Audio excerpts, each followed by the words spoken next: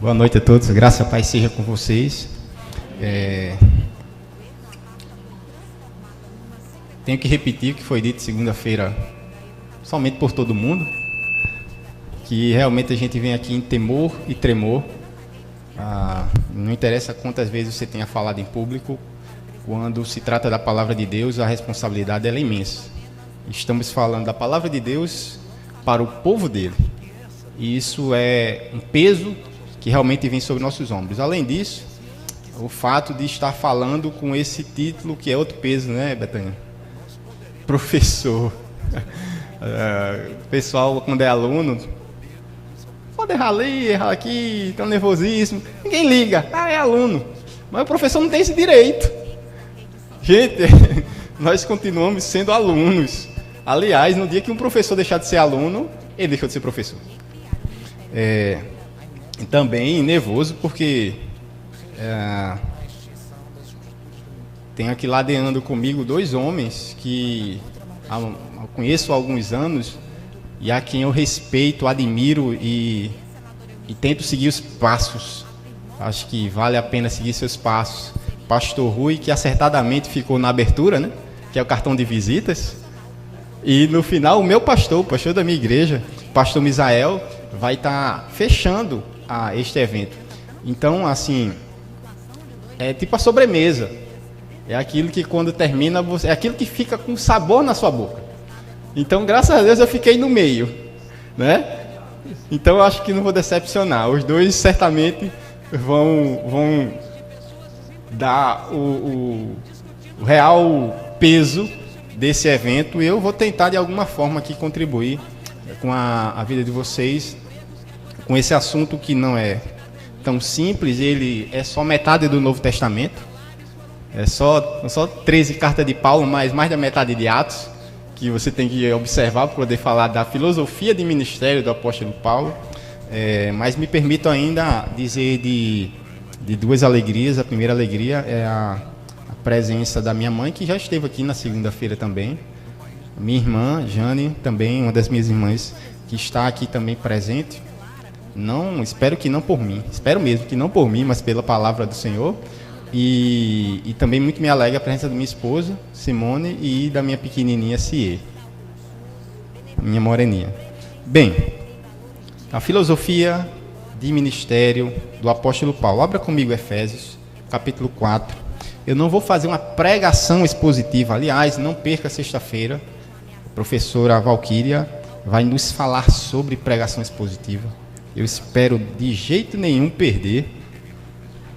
Não posso perder. Efésios capítulo 4, versículo 11 ao 16. Quero ler esse texto para a gente iniciar fazendo uma leitura bíblica. Me permitam já iniciar.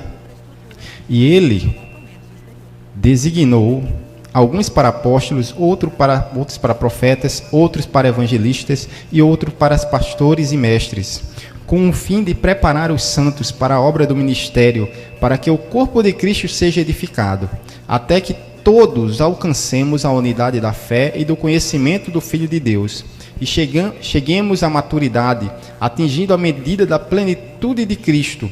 O propósito é que não sejamos mais como crianças, levados de um lado para o outro pelas ondas, nem jogados para cá e para lá por todo o vento de doutrina e pela astúcia e esperteza de homens que induzem ao erro. Antes, seguindo a verdade em amor, cresçamos em tudo naquele que é a cabeça, Cristo. Dele, todo o corpo, ajustado e unido pelo auxílio de todas as juntas, cresce e edifica-se a si mesmo em amor, na medida em que cada parte realiza a sua função. Ok. Feito uma pesquisa, fizeram um questionário de pesquisa com vários pastores.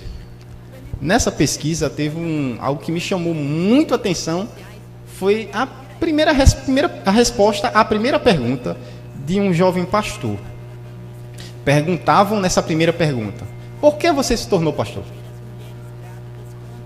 Esse jovem pastor disse que foi assim o seu processo de encaminhamento para o ministério. Ele, desde criança e adolescente, morava do lado da casa do pastor dele. E ele via qual era a rotina do pastor dele. O pastor acordava às 10 horas da manhã, tomava café, aí assistia um pouco de TV, né? Aí assistia um pouco do jornal, depois almoçava, tirava um cochilo, à tarde ia passear com a mulher, com os meninos. À noite, quando tinha culto, às vezes ele dirigia o culto, às vezes não, às vezes pregava, às vezes não. Era uma palavrinha assim, 15, 20 minutos. Geralmente só pregava mesmo no domingo. E mesmo assim algo do mesmo tipo. E ele pensou o seguinte, escrevi aqui para não esquecer. Achei que era um trabalho com um bom rendimento e quase nenhum esforço. Essa era a visão de ministério desse homem, que se espelhou na visão de ministério de um outro pastor. E então temos aqui 2 gerações de pastores inúteis, figurativos, quando não um peso para a igreja e um atrapalho para o evangelho. Então tem algumas questões que eu quero considerar inicialmente. Primeiro, quando falamos do ministério do apóstolo Paulo, o seu ministério, o exercício de seu ministério, ele serve de parâmetro, de exemplo, de modelo para qualquer outro ministério. Mas quando nós observamos e resolvemos e viemos então falar de filosofia de ministério do apóstolo Paulo, não podemos olhar só como Paulo fez, como Paulo encaminhou seu ministério, mas também o que ele disse acerca de ministério, porque ele também deu orientações para outros que tinham também o encargo, ainda que não o encargo de apóstolo propriamente dito, mas se nós observarmos bem, ainda que numa dimensão maior, os apóstolos eram pastores. É claro que Paulo, por exemplo, não costumava ficar muito tempo em algum lugar, embora tenha ficado quase 2 anos em Éfeso, ficou um tempo em Tessalônica, passou ainda mais tempo em Corinto, mas o costume dos apóstolos, ou pelo menos de boa parte deles, era anunciar o evangelho, especialmente onde não tinha sido pregado, mas também agiam como pastores e orientavam os pastores. Então temos 2 coisas: primeiro, o exemplo do próprio ministério de Paulo, e em segundo lugar, o que Paulo disse sobre ministério. E ainda, o que Paulo diz acerca de ministério não é mera opinião. Esta é a minha posição. Não é mera opinião, mas é palavra inspirada de Deus. Eu vou pela ortodoxia. Eu acredito que o que Paulo disse tem validade para toda e qualquer igreja. Toda e qualquer igreja, em qualquer lugar e em qualquer época, quando olha o texto de Paulo, deve ter nele realmente o guia do próprio Deus. Nas palavras de Paulo, deixando ele falar em 1 Tessalonicenses 2,13. Ao receberem de nossa parte a palavra de Deus, vocês aceitaram, não como palavra de homens, mas conforme ela verdadeiramente é, como palavra de Deus. Então temos que o que o Paulo diz é ordem, é determinação, e não apenas opinião ou um conselho que pode ser seguido ou não. Certo? E aí eu vou, de forma muito breve, apenas elencar 2 problemas que são opostos, mas que são problemas claros. Eu não vou falar dos desafios, isso é com o pastor Misael, mas eu precisava falar que claramente nós temos 2 problemas opostos. Existem muito mais, mas eu preferi eles porque eles são extremos. Quanto a ministério, primeiro, ministérios guiados por uma, como eu coloquei aqui, espiritualização exacerbada. É uma espiritualização assim tão grande que você, na verdade, não tem um guia de verdade. Nada guia esse ministério. Por quê? Porque é sempre pela emoção. Eu senti de Deus. Não tem esse negócio, eu senti de Deus? Eu também sinto de Deus às vezes.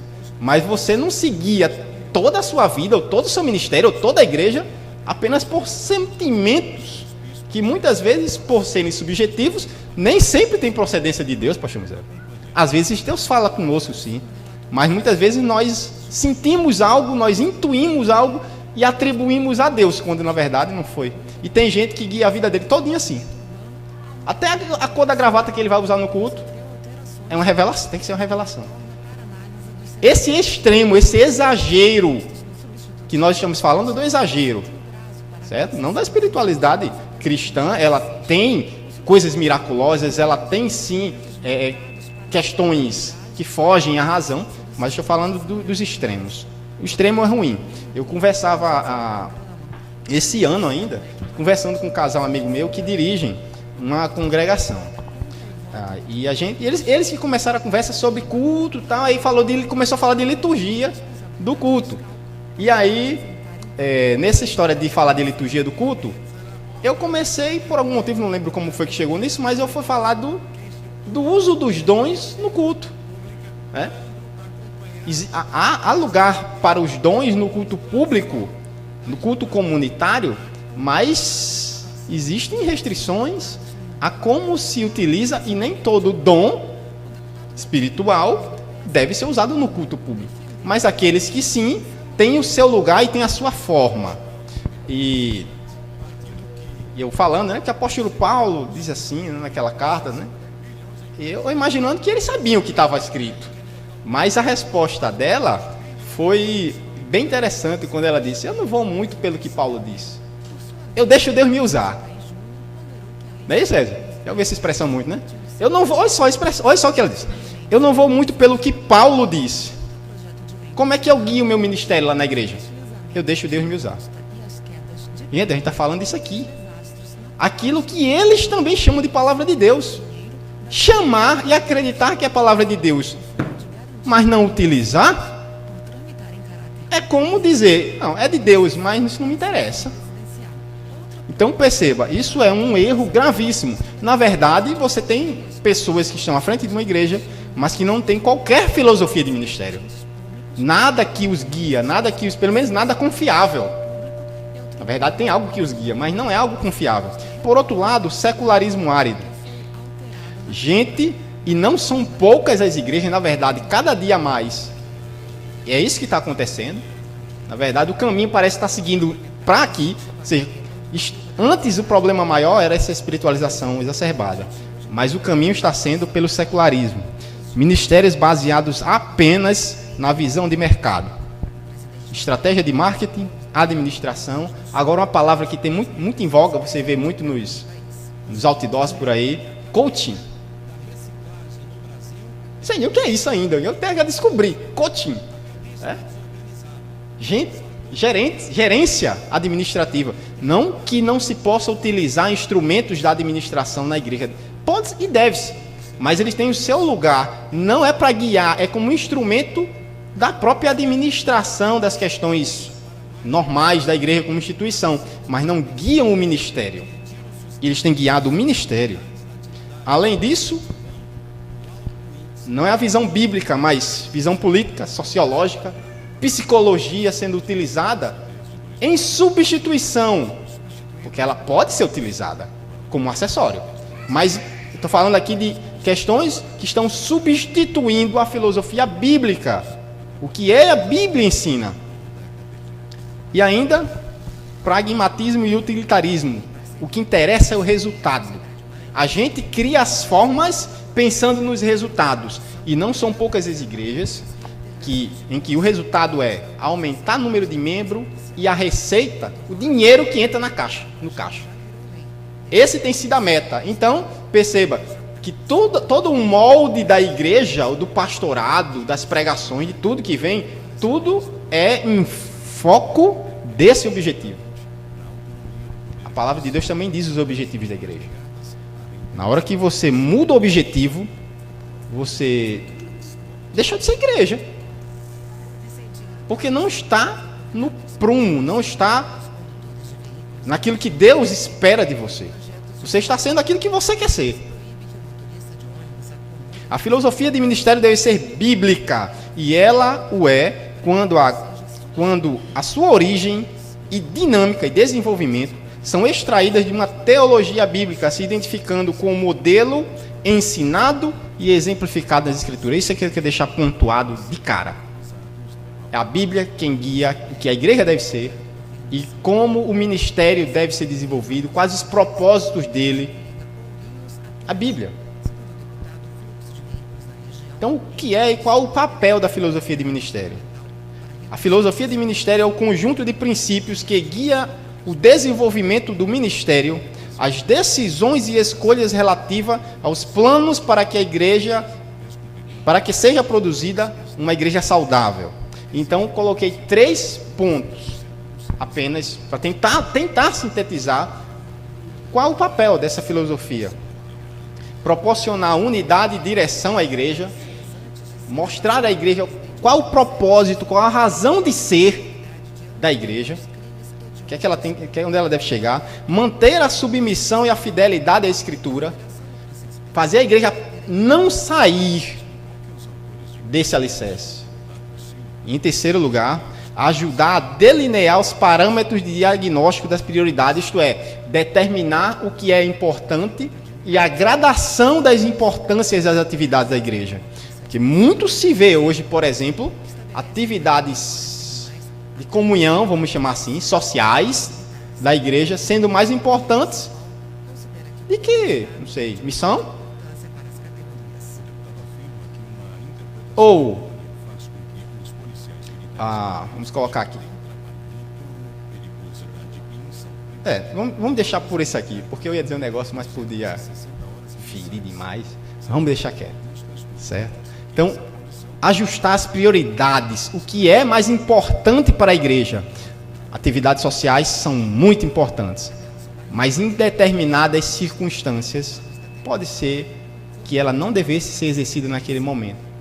Que tem alguma coisa que a igreja precisa fazer, que por hora, pelo menos, é mais importante do que fazer uma reunião de jovens.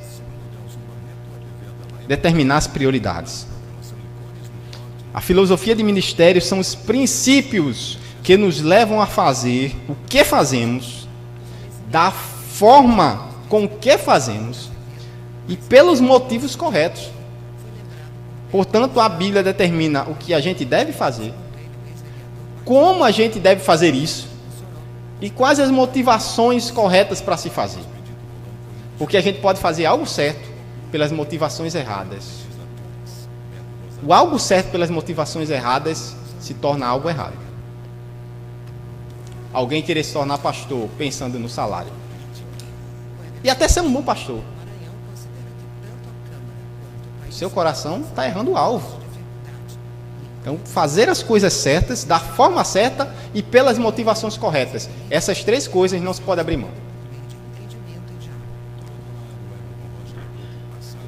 Além disso, devo destacar aqui também, e quando eu falo que existem, portanto, normatização, a ordem de Deus, determinação de Deus, para o que a gente tem que fazer, como a gente tem que fazer e quais as motivações corretas, eu não estou dizendo que não haja certas questões que sejam subjetivas à igreja local. Existem princípios que são absolutos para todos, em todos os lugares, onde quer que haja uma igreja. Mas há questões que são secundárias também. Por exemplo, lá na nossa igreja, né, pastor Moisés? Quase todo mundo é de fora do bairro. Então, isso vai implicar numa forma de ser igreja, talvez diferente daqui da Missão de Cidade da Esperança, onde pode ser que todo mundo seja do bairro. Por exemplo, o evangelismo não pode ser igual. Não tem como ser. Como é que você reúne essas pessoas? Uma frequência de culto. Como é que você vai ter 5 cultos na semana? Um vindo de Parnamirim, outro vem lá da Zona Norte, outro vem... Então, percebe? Estamos falando de questões que são secundárias. Essas questões eu não estou tratando aqui.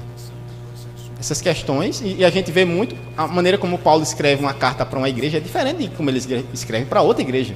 Os problemas são diferentes. As orientações que ele precisa dar, existem aquelas que são para todos, existem aquelas que são para eles. Então, quando eu falo de filosofia de ministério, eu falo daquela filosofia que Paulo diz, que abrange toda e qualquer igreja. E aí, eu trato, antes de entrar no ministério pastoral, propriamente dito, eu preciso tratar isso aqui.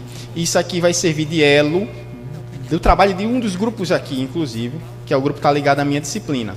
O sacerdócio de todos os crentes, ou o sacerdócio universal dos santos, existe algumas maneiras de dizer. O que se vê hoje, muitas vezes, às vezes é a igreja, às vezes é o próprio pastor e às vezes é o conjunto. Pastores que parecem que tem que fazer tudo. Tem que tomar todas as decisões. Tem até que decidir qual é a tinta que vai pintar a parede. Imagina as outras coisas. Eu imagino que Betânia não sabe nada sobre isso, né? Nunca viu nada sobre isso. Todo mundo espera que o pastor faça tudo. E muitos pastores esperam que todo mundo espere isso dele mesmo. Tem os pastores estrela.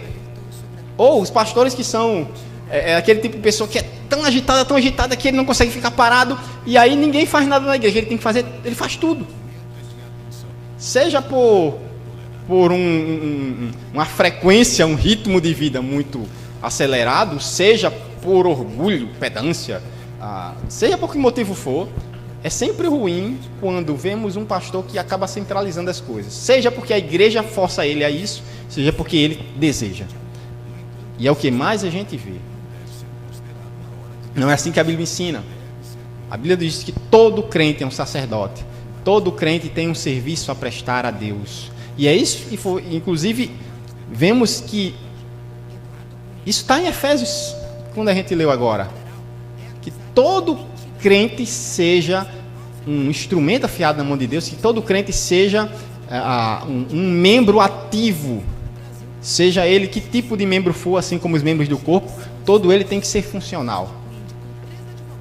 Então, veja o que Lutero diz.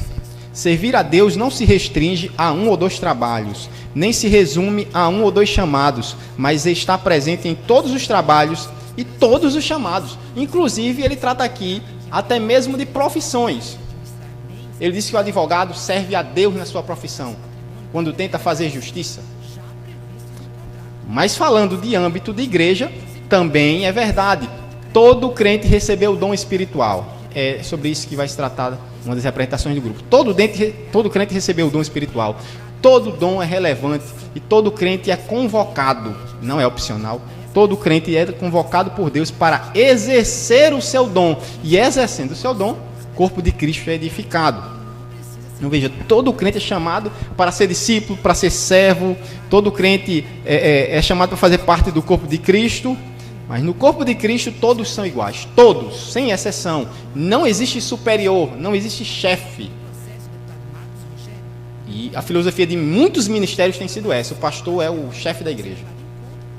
Muitos pastores mandam e desmandam. Há denominações inteiras que funcionam assim. Quando é um homem de Deus, ainda vai lá. Ainda assim está errado. Mas quando é um homem de Deus, vai lá. E quando não é? Qual o estrago? Qual o limite de estrago que um homem desse pode fazer? Quantos pastores não são nem crentes de verdade? Estão exercendo ministério e têm poder sobre as pessoas. Isso é muito perigoso. Jesus mesmo disse que não existirá chefe, rei, dirigente entre vocês. Não. Todos vocês são iguais. Todos vocês são chamados apenas a uma coisa: a lavar os pés dos outros. Esse é o chamado de vocês. Servir os outros, não dar ordem aos outros. No entanto, Deus designa funções específicas para cada um dentro do corpo de Cristo. E como diz Paulo em 1 Coríntios, cada um permaneça na vocação em que foi chamado. Vejam só, quando eu digo que não existe chefe, que não existe nada, que todo mundo é igual, eu não estou dizendo, estou falando da natureza de cada um. Todos nós estamos no mesmo patamar. Eu não costumo me admirar com muita coisa, não. Por pior que seja, que alguém diga ou faça, eu não costumo me admirar. Mas teve uma vez que eu estava ouvindo na igreja uma pregação de alguém de fora e decidi, eu me admirei. Um rapaz veio pregar, alguém que há pouco tempo tinha sido, não sei se chama consagrado, mas colocar consagrado auxiliar de trabalho.